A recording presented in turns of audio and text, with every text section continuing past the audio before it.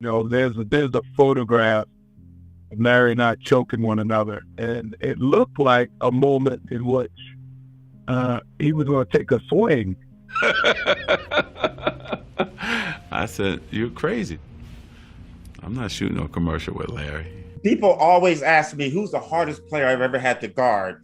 And there was Michael Jordan, George Gervin, the late, great Mike Mitchell. I mean, so many players. I always say Larry Bird. Magic Johnson once said, "Larry Bird is so good it's frightening." And today, we're peeling back the layers of that fear to uncover why NBA legends confess that Larry Bird was nothing short of a basketball god. But there is more to Larry than scaring the living daylights out of Magic Johnson. The hick from French Lick wasn't just a master on the court, he was a psychological chess player. He played mind games with his opponents. I saw Larry Bird one night in Phoenix. They were losing big time at the half. And they come out in the third quarter, and Larry did not take a shot, but dominated the game. He had 7 assists in the third quarter, and they came back and won the game. He could affect the game without taking a shot. Who else can you say that about to that degree? Nobody. Michael could never do that. Never. Michael had to have the ball. Now, I know you've heard the GOAT debates, Jordan, LeBron, and the list goes on. But what if I told you that there's a Hall of Famer who thinks Larry Bird might be the best to ever do it? Larry the Legend, the man with the mullet, the king of trash talk, the architect of unforgettable moments, might just be the true GOAT. We'll get to that. Early days. Born on December 7th, 1956 in West Baden, Indiana, and raised in the basketball crucible of French Lick, Larry Bird's roots were as humble as they come.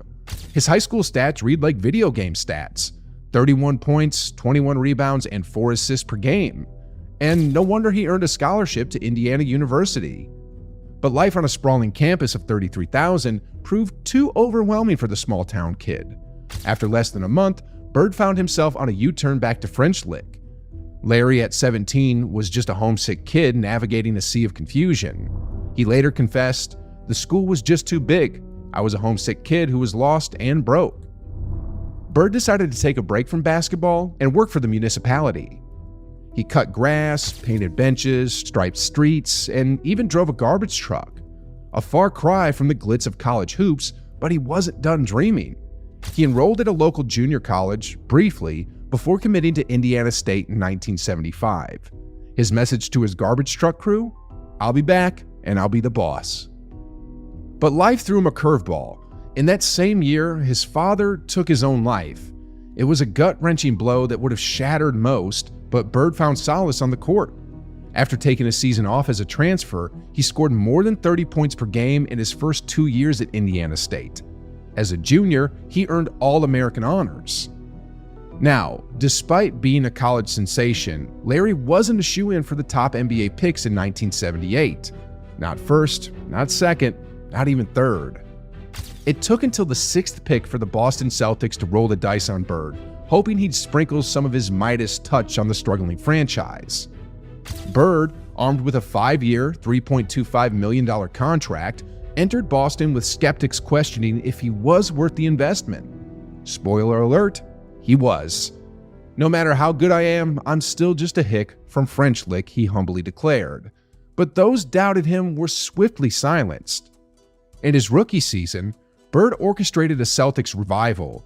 He took a lackluster 29-53 Boston Celtics squad and turned them into a 61-21 powerhouse.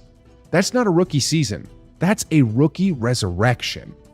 Oh, and did I mention he did this while battling what some in the NBA called white man's disease? A supposed inability to jump high. Now, we all know Larry was a breed of player unlike any other, standing tall at 6'9", with passing skills and court vision that left fans in awe. And let's not forget, he was one of the pioneers of the three-point shot, making it rain long before it became the norm. But here's the twist. There's another player, Oscar Schmidt, who mirrored Bird's game, albeit on the international stage. Schmidt is hailed as one of the greatest international players of all time. He is the Olympic scoring leader with over 1,000 total points, and that's no small feat. Let's rewind to 1992 in Barcelona, the stage for one of the most iconic matchups. Schmidt, representing Brazil, faced off against Larry Legend and the legendary US Dream Team. It was a clash of the titans. But fast forward to 2013, and Larry Bird had the honor of welcoming Oscar Schmidt into the Basketball Hall of Fame. And even before uttering a word about his storied career, Schmidt drops a bombshell of admiration for Larry Legend. He declared, "It's too easy to have Michael Jordan and Kobe Bryant as an idol.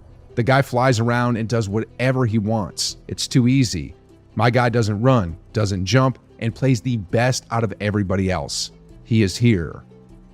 As the crowd erupts in applause, Schmidt points directly at Bird, emphasizing, "This is my idol, the best player ever, in my opinion." NBA revitalization. Before Bird and Magic, the NBA was like that underappreciated band playing in the corner of a dive bar. But the Larry Magic duo cranked up the volume, turned up the lights, and suddenly, the NBA wasn't on the sidelines. It was the headline act. Bird's role in the revitalization should be etched in basketball history. 3 consecutive MVP seasons, unheard of for a forward, Finals MVP twice, first team All-League for 9 straight seasons. Larry Bird wasn't just a baller, he was a basketball messiah. The dude had this magical touch that transformed teammates into champions. His court vision was ridiculous, and his shooting? Ice in his veins. And defense? Oh, don't even get me started. Iguodala, in a rare open admission, declared Bird as the best white basketball player ever. He declared, "Larry didn't have no flaws, and I'm going to go out there on a limb, and this is the first time I've ever said this in an open setting. I'll take Larry Bird over Magic Johnson. He can play in any era." Iguodala believes Bird's game transcends time and borders. NBA, FIBA, ABA, EuroLeague, you name it. He even revealed a side of Bird that makes him even more extraordinary. He said, "The man would tell you where he was going.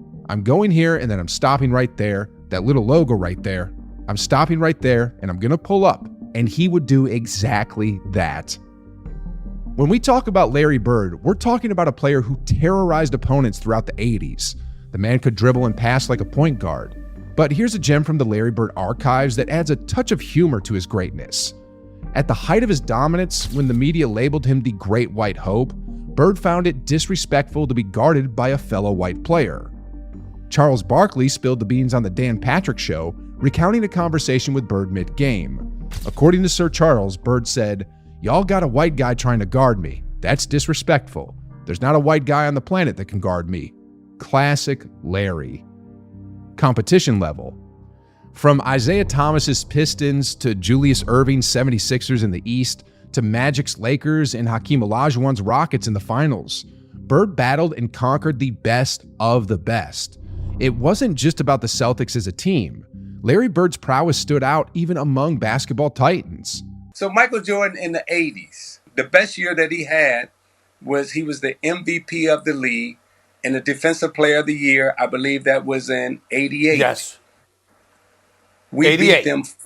beat them 4-1. I'm gonna say that again. 4-1. They won one May I game. respond? Stephen A. And he never beat Larry Bird. He never beat Magic and Kareem. He never won. And all I'm saying is in the 80s, what I remember in the 80s, it was Philadelphia with Dr. J, Magic, Kareem, Bird, Michael Jordan. He was a non-factor. Now, let's get one thing straight. Larry Bird's career isn't a stat sheet symphony. He wasn't topping the league in scoring or rebounding, nor was he etching his name into the record books for assists. Yet, whenever the Celtics needed a dose of greatness, Bird delivered like clockwork. But here's the real kicker. Red Auerbach, the sage of Celtics wisdom, knew this all along. Auerbach highlighted Bird's greatness before the GOAT talk began. Bird's greatness went beyond stats, Auerbach emphasized. When Bird had his 3rd consecutive MVP year, Auerbach emphasized to Sports Illustrated, to truly comprehend Bird, do not focus only on his numbers. His presence, his total control on the court truly count. Even on nights when Bird didn't emerge as the stat leader early in the game, he operated on a different plane strategically and mentally. Auerbach, in a recent reflection, stated, "After extensive soul-searching, I believe he is one of the greatest players to ever wear an NBA uniform." It wasn't about the numbers, it was about Bird's chess-like mastery of the game. Fast forward to today, and the challenge lies in persuading others of Bird's unique greatness.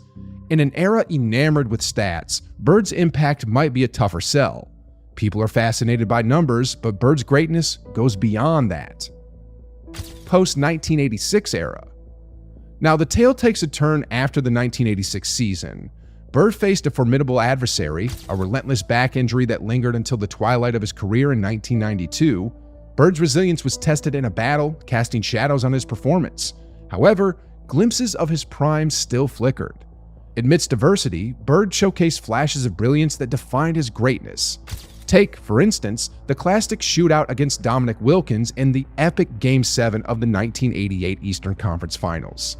Despite his injury, Bird summoned his prime and delivered a remarkable performance that basketball enthusiasts still marvel at. Fast forward to 1991, a moment etched in Boston Celtics lore. Bird, battling not just opponents but the physical toll of a head injury, took center stage in the fifth and deciding game of the series. Despite his injury, he orchestrated a takeover, proving Larry Legend's greatness. Now, the question lingers: what could Bird have achieved if his back had held up? It's a query destined to remain unanswered, lost to the realms of hypotheticals. But for a remarkable 7-year span, from 1980 to 1986, Larry Bird reigned supreme. His impact transcended mere statistics. So, was Larry Bird the basketball god? Well, that's subjective, but one thing is undeniable: he should never be far from the conversation. Whether it's his on-court finesse, his quirky remarks, or the battles against the NBA's elite. Brown beat John Paxson off the pitch.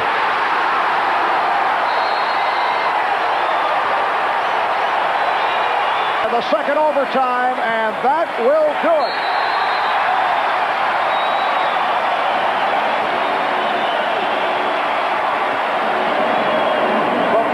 Celtics in double overtime and defeated the Chicago Bulls 135 to 132 in a wild one. Oh, and speaking of Larry Bird's greatness, make sure to click right over here to check out this video where we break down why Michael Jordan rates Larry Bird over LeBron James. Larry and I were talking, and Michael walks in, and he says, "It's a new sheriff in town." And we both hit each other like, well, he's not lying.